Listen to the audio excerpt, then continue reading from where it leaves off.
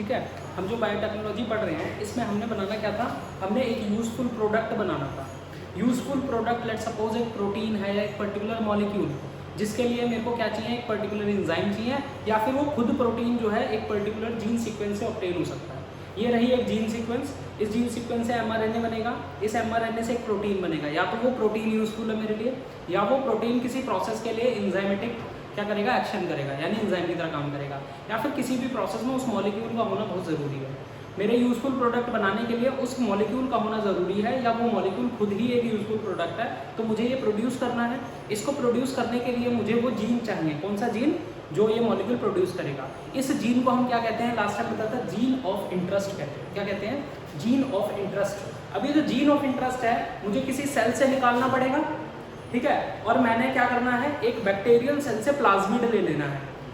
वो प्लाज्मिड ले लिया हमने, उस प्लाज्मिड में हमने क्या करना है, कट लगाना है, और ये जो कटा हुआ जीन ऑफ इंटरेस्ट है हमारे पास डीएनए की सेगमेंट, उसको यहाँ पर फिक्स कर देना है। फिक्स करने के बाद इस प्लाज्मिड को हम क्या बोलेंगे, रिकॉम्बिनेंट डीएनए। क्या बोलेंगे, रिकॉम्बिनेंट डीएनए। क्यों बोले रिकॉम्बिनेंट, क्योंकि इसमें एक क्या है, फॉरेन डीएनए मॉलिक्यूल है, जो हमने जीओआई मतलब जीन ऑफ इंटरेस्ट निकाला है वो, और यहाँ पर प्लाज्मिड है जिस पर हमने चिपका दिया। प्लाज्मिड ही क्यों लिया है इसके बारे में भी बात कर लेंगे अभी जब क्लोनिंग वेक्टर समझेंगे तब। पहले ये बताओ, रिकॉम्बिनेंट डीएनए समझ में आया, हमने कोई 2 ऑर्गेनिज्म लिए, अब वो 2 ऑर्गेनिजम्स में एक ऑर्गेनिज्म वेक्टर होता है, ठीक है, वेक्टर डीएनए का मॉलिक्यूल देता है, और एक जो होता है वो जीन ऑफ इंटरेस्ट देता है। तो मैं यहाँ समझा रहा हूँ रिकॉम्बिनेंट डीएनए कैसे बने। रिकॉम्बिनेंट डीएनए बनाने के लिए हमने करना क्या है, 2 ऑर्गेनिज्म लेने हैं। 2 ऑर्गेनिज्म कौन से हैं, 2 ऑर्गेनिज्म ऐसे ऑर्गेनिजम्स हैं कि एक ऑर्गेनिज्म जहाँ से मेरे को जीन ऑफ इंटरेस्ट मिलेगा, जीओआई जहाँ से मिलेगा उसका डीएनए लेना है। एक डीएनए सेगमेंट है, लेट्स सपोज ये रही एक डीएनए सेगमेंट, ये रही एक डीएनए सेगमेंट, और इतना हिस्सा जो है ये जीन ए है, और जीन ए हमारे लिए जीओआई है। जीन ए हमारे लिए क्या है, जीओआई। जीओआई का मतलब जीन ऑफ इंटरेस्ट है। ये मुझे जीन चाहिए, है ना, जीन ऑफ इंटरेस्ट। ये जीन ऑफ इंटरेस्ट को हम दूसरा नाम देते हैं फॉरेन डीएनए। फॉरेन डीएनए, इसको मैंने बोला फॉरेन डीएनए। इसको हमने कट कर लिया, लेट सपोज हमने यहाँ से इसको कट कर लिया, ये कट हो गया, इतना हिस्सा मैंने निकाल लिया, ये रहा वो इतना सा हिस्सा, ये रहा वो इतना सा हिस्सा। फिर मैंने कहा दूसरा मेरे को एक तो फॉरेन डीएनए चाहिए, फिर दूसरा है वेक्टर डीएनए। वेक्टर डीएनए क्या हो जाएगा, जो बच्चों इसको कैरी करेगा, जो इसको कैरी करेगा वो वेक्टर डीएनए होता है। और वेक्टर डीएनए मॉलिक्यूल हम क्या लेते हैं, प्लाज्मिड लेते हैं। क्या लेते हैं, प्लाज्मिड। ये मैंने प्लाज्मिड ले लिया बच्चों, और प्लाज्मिड पे भी मैंने क्या कर लिया, कट लगा लिया। कट लगा लिया, और कट लगाने के बाद इतना हिस्सा इसका क्या हो जाएगा, गायब हो जाएगा। इतना हिस्सा कहाँ चला जाएगा, हट जाएगा। ये हट गया हिस्सा बच्चों, देखो ये प्लाज्मिड डीएनए लिया, इसमें से क्या चला गया, इतना हिस्सा चला गया। अब यहाँ पर मैं क्या करूँगा, इसको लाइगेट कर दूंगा, लाइगेट कर दिया, ठीक है, कर दिया। अब ये जो बन गया बच्चों, ये जो बन गया वो क्या बना, रिकॉम्बिनेंट डीएनए। क्या बना, रिकॉम्बिनेंट डीएनए। तो इसमें बताओ, एक तो फॉरेन मॉलिक्यूल है यानी फॉरेन डीएनए है ना, और एक क्या है, ये प्लाज्मिड डीएनए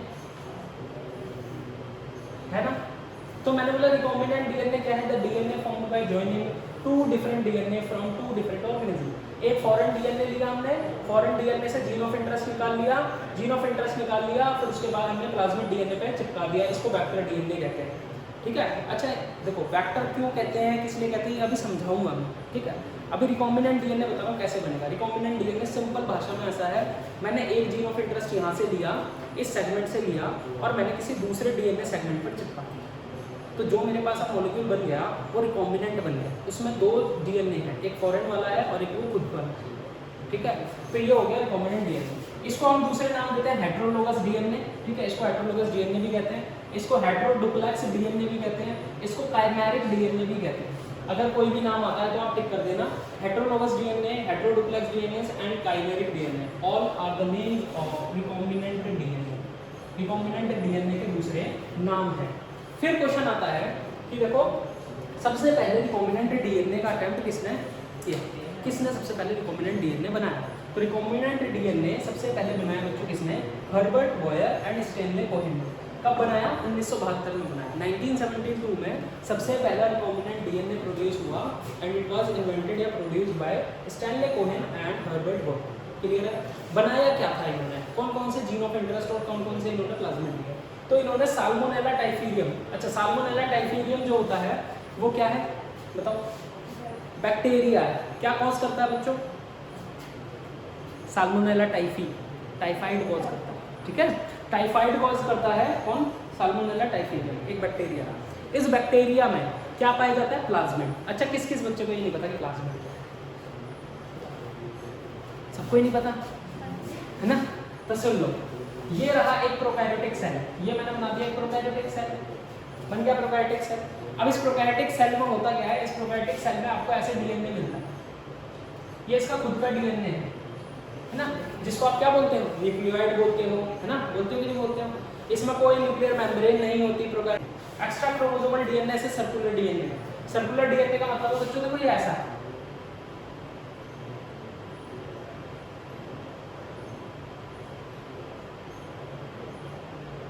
ऐसा है।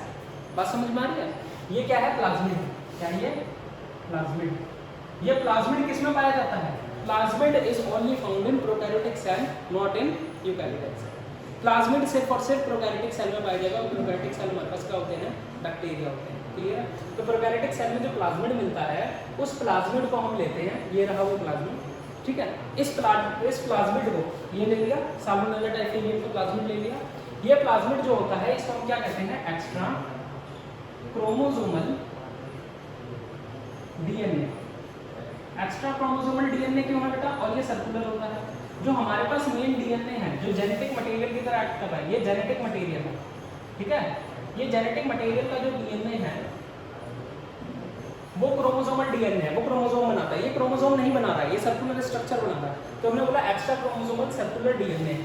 फिर मैं कहता हूँ हमने साल्मोनेला टाइफीडियम का क्या लिया? प्लाज्मिड ले लिया बच्चों, और यहाँ से मैंने एंटीबायोटिक रेजिस्टेंस जीन ले लिया। ठीक है, ये भी मैंने किससे लिया? एक प्लाज्मिड से लिया। जैसे अगर मैं किसी भी दूसरे प्रोकैरियोटिक सेल की बात करूँ या किसी दूसरे बैक्टीरिया की बात करूँ, जैसे ई कोलाई की बैक्टीरिया की बात करूँ, उसके पास भी प्लाज्मिड है। तो जो प्लाज्मिड उसके पास है ना, उसके पास कुछ ऐसे जीन हैं जो क्या करते हैं? एंटीबायोटिक रेजिस्टेंस प्रोवाइड करते हैं। क्या प्रोवाइड करते हैं? एंटीबायोटिक से रेजिस्टेंस। अब मान लो एंटीबायोटिक से रेजिस्टेंस प्रोवाइड हो रहा है, तो कोई ना कोई वो एंजाइम बना रहा होगा, कोई प्रोटीन बना, कोई मॉलिक्यूल बना रहा होगा जो उसे रेजिस्टेंस प्रोवाइड करा रहा है। उसके लिए एक पर्टिकुलर जीन होगा। तो वो एंटीबायोटिक रेजिस्टेंस जीन कहाँ पर है? प्लाज्मिड पर है। उस प्लाज्मिड से मैंने करा क्या? उस प्लाज्मिड से मैंने एंटीबायोटिक रेजिस्टेंस जीन्स क्या कर लिए? रिमूव कर लिए। एंटीबायोटिक रेजिस्टेंस जीन्स अगर मैंने रिमूव कर लिए, और मैंने वो रिमूव करे हुए एंटीबायोटिक रेजिस्टेंस जीन्स किस में डाल दिए? प्लाज्मिड ऑफ साल्मोनेला टाइफी में। तो एक बात बताओ, जो इसका प्लाज्मिड है वो रिकॉम्बिनेंट बन जाएगा कि नहीं बन जाएगा? बनेगा। लेट्स सपोज ये वाला प्लाज्मिड था किसका? साल्मोनेला टाइफी का। ठीक है, और मैंने कहा ये प्लाज्मिड है किसका? ये प्लाज्मिड है किसी ऐसे प्रोकैरियोटिक सेल का जिनके पास क्या है? इतनी सी सीक्वेंस। अगर मैं यहाँ पे इसकी सीक्वेंस की बात करूँ, ये सीक्वेंस जो है ये एंटीबायोटिक रेजिस्टेंस प्रोवाइड कर रही है, एंटीबायोटिक रेजिस्टेंस प्रोवाइड कर रही है ना? ये जीन है for antibiotic resistance, antibiotic resistance gene है। क्लियर है? अब मान लो इतना सा हिस्सा मैं कट कर लूँ, ये मैंने कट कर लिया। ठीक है, और कट करने के बाद मैंने क्या करा? इसमें चिपका दिया। इसमें चिपका दिया तो ये देखो मेरे को ऐसा दिख गया। दिख गया? अब ये क्या बन गया? रिकॉम्बिनेंट डीएनए बन गया। तो ये सबसे पहले किसने बनाया था? स्टैनले कोहेन ने और हर्बर्ट बोयर। क्लियर है ये बात? तो रिकॉम्बिनेंट डीएनए समझ में आ गया क्या है? मतलब दो different segments of the DNA join together to form a particular DNA molecule, and this particular DNA molecule is called as recombinant DNA. इस रिकॉम्बिनेंट डीएनए को किस किस की हेल्प से बनाया? देखो काटने के लिए कुछ चाहिए, ऐसे तो नहीं ना कट गया चिपक गया, ऐसे तो कुछ नहीं हो रहा होगा। तो काटने के लिए कुछ मॉलिक्यूल्स चाहिए, वो मॉलिक्यूल्स एंजाइम्स होते हैं। वो कौन से एंजाइम्स होते हैं उसकी बात करेंगे। चिपकाने के लिए कुछ एंजाइम्स चाहिए। ठीक है, और ये जो प्लाज्मिड है इसको हम यूज़ कर रहे हैं, तो इसको हम क्या कहते हैं? इसको वेक्टर कहते हैं। तो ये सब चीज़ें मैं आगे समझाऊंगा, ये टूल्स हो गए एक तरीके से। तो सबसे पहले ये समझ में आया कि रिकॉम्बिनेंट डीएनए हमने बनाना है, और इसको बनाने के लिए जो जो टूल्स हमें चाहिए अब हम उसे पढ़ने जा रहे हैं। क्लियर है इतनी बात? ठीक है, आगे बढ़ूँ बच्चों। अगर मैंने रिकॉम्बिनेंट डीएनए बनाना है, एक रिकॉम्बिनेंट डीएनए मॉलिक्यूल बनाना है, तो मेरे को क्या क्या टूल्स चाहिए उसकी बात करें। सबसे पहले चाहिए एंजाइम, फिर मेरे को चाहिए क्लोनिंग वेक्टर्स, फिर मेरे को चाहिए कॉम्पिटेंट बूस्ट। एक बार एक फ्लो चार्ट की हेल्प से पढ़ लेते हैं क्या क्या है। ठीक है, एक मान लो मैंने ये लिखा डीएनए मॉलिक्यूल। ठीक है, ये डीएनए मॉलिक्यूल, लेट्स सपोज यहाँ पर क्या है? जीन ऑफ इंटरेस्ट यानी GOI। ठीक है, इस GOI के मॉलिक्यूल से, मतलब इस फॉरेन डीएनए के मॉलिक्यूल से मैंने क्या निकालना है? GOI निकालना है। तो मैं कुछ एंजाइम से इसको ट्रीट कराऊंगा, ठीक है। मैंने एक एंजाइम से इसको ट्रीट कराया, उस एंजाइम से ट्रीट कराने के बाद मेरे को इतनी सेगमेंट कटेड पोर्शन में यहाँ मिल गई, ये रही चीज, ठीक है, ये रही कटेड पोर्शन। आप इसको क्या क्या नाम दे सकते हो, एलियन डीएनए, ठीक है, फॉरेन डीएनए, आप इसको बोल सकते हो जीन ऑफ इंटरेस्ट, ठीक है, ये 3 नाम इसको दे सकते हो। बात समझ में? जिस एंजाइम से मैंने यहाँ ट्रीट कराया है, सेम टू सेम एंजाइम से मेरे को कहाँ ट्रीट कराना है, वेक्टर को। वेक्टर क्या था बच्चों, हम क्या यूज कर रहे हैं, प्लाज्मिड।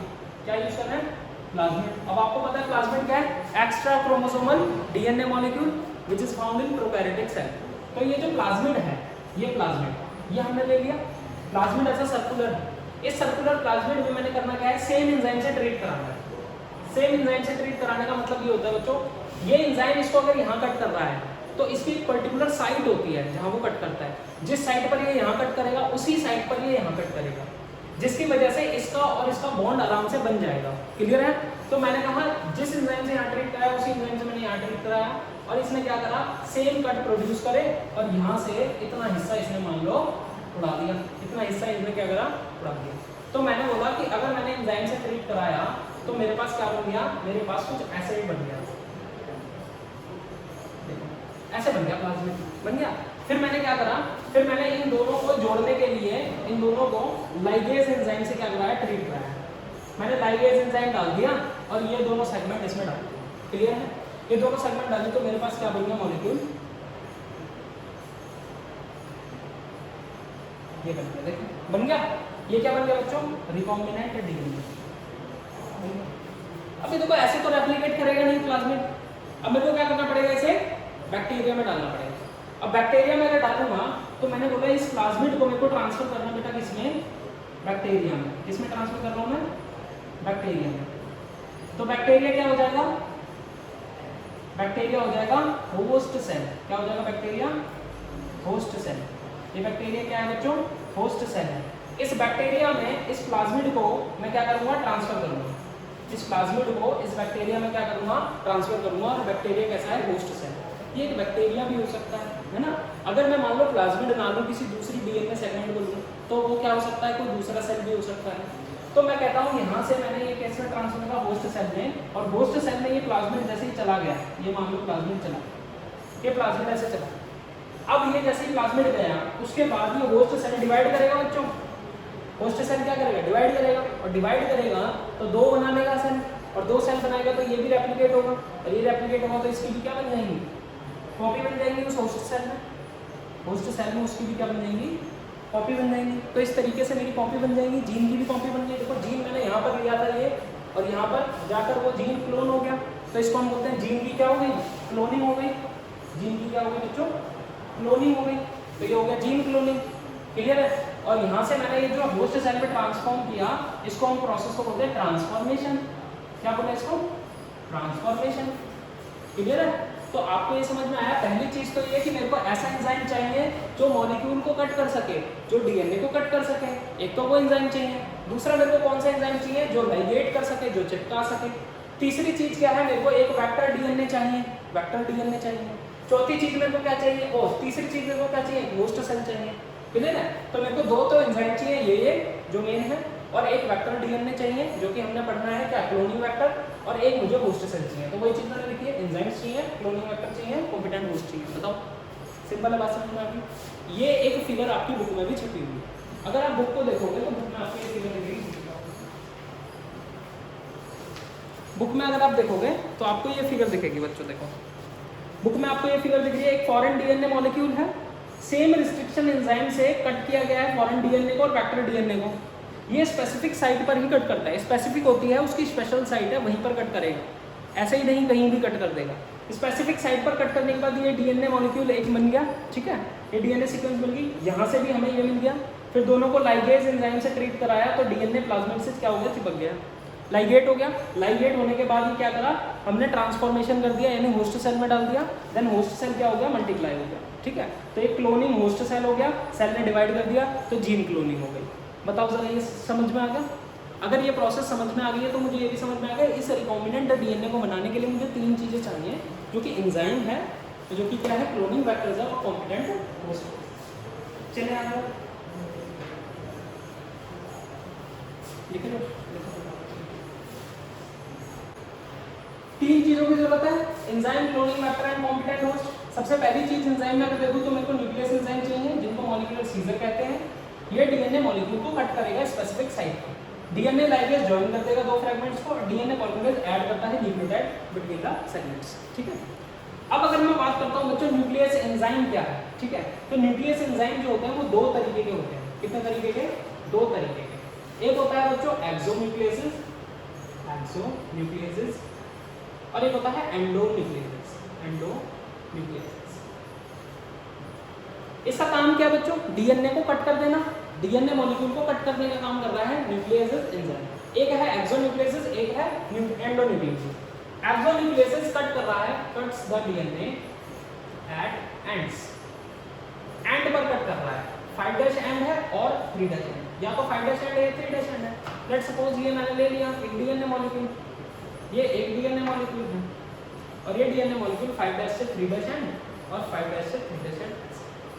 अगर मान लो ये कट कर रहा है तो इसने यहाँ पर कट कर दिया। ठीक है, तो मान लो इतनी फ्रेगमेंट अलग हो गई, इतनी फ्रेगमेंट अलग हो गई। अब मैं कहता हूँ एंडोन्यूक्लियसिस, ये cuts the DNA in between the ends, ends के बीच में कट